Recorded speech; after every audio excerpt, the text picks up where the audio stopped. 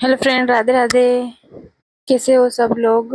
मैं आशा करती हूँ कि आप सब लोग अच्छे होंगे, स्वस्थ होंगे, मस्त होंगे। अभी चल रहे हैं नवरात्रि के दिन और मैं सुबह सुबह के काम से फ्री होकर और सफाई कर रही हूँ किचन। सबसे पहले मैंने मेरे बेटे का टिफिन बनाया। आज हमें कन्याओं को भोजन कराना था तो हम जल्दी से फ्री होकर और नहा धोकर खाना बनाने लग गए हैं। गरम गरम पूरियाँ निकाली हमने चूल्हे पर, देवरानी दोनों ने, और साथ ही थाली भी सजा ली थी।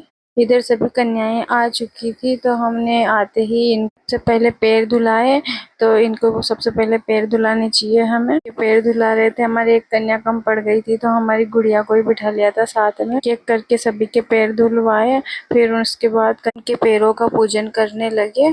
पैर धुलाने के बाद पैर पूजने चाहिए तो सभी कन्याओं के एक एक करके बारी बारी से हमने पैर पूजे। तो हम दोनों देवरानी जेठानी ने साथ में, मैंने लच्छा चढ़ाया, उसने तिलक लगाया, फूल चढ़ाए।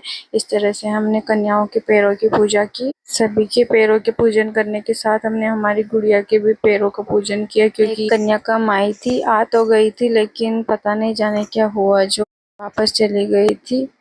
पैरों का पूजन करने के बाद हमने उन्हें भोजन परोसने की तैयारी की। एक एक करके सभी के आगे पत्ते लगाई और सभी को बारी बारी से रखा। सभी को हमने प्यार से खाना खिलाया।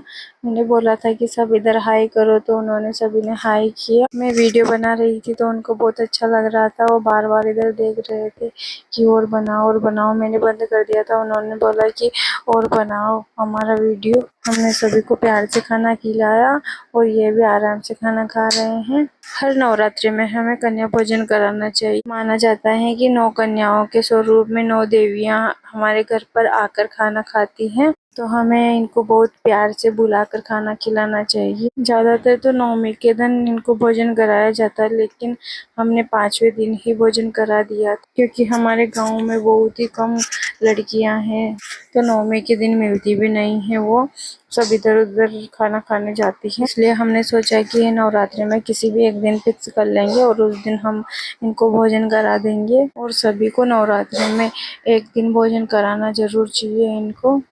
ये कन्याएं आई हुई थी खाना खाने तो हमारा नन्नू भी बहुत मस्ती कर रहा था इनके साथ में।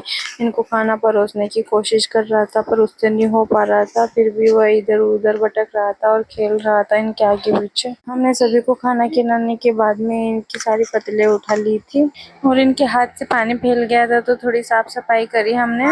हमारे हिंदू धर्म में जब भी किसी को खाना खाने बुलाते हैं या भोजन कराते हैं, किसी को भी न्योते से बुलाते हैं तो उनको भेंट स्वरूप कुछ दिया जाता है। तो हमने भी इनके लिए कुछ मंगा लिया था एक दिन पहले ही।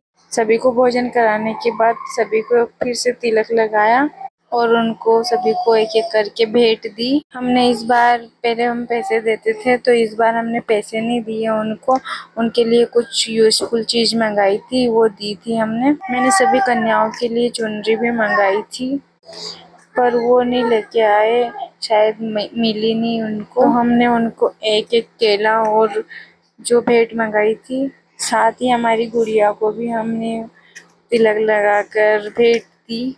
सभी को भोजन कराने के बाद में उनकी आरती करनी पड़ती है तो हमने सभी को भेंट दी और फिर उसके बाद में आरती की। हमने सभी को भेंट दी थी तो सभी कन्याएं खुश हो गई थी क्योंकि उनकी यूजफुल चीज उन्हें मिली थी। आप भी जब भी कन्याओं को भोजन कराए तो उनको खुश करके ही घर भेजे और अच्छे मन से भोजन कराएं। मेरी वीडियो अगर थोड़ी सी भी अच्छी लगी हो तो लाइक एंड सब्सक्राइब जरूर करें और थैंक यू।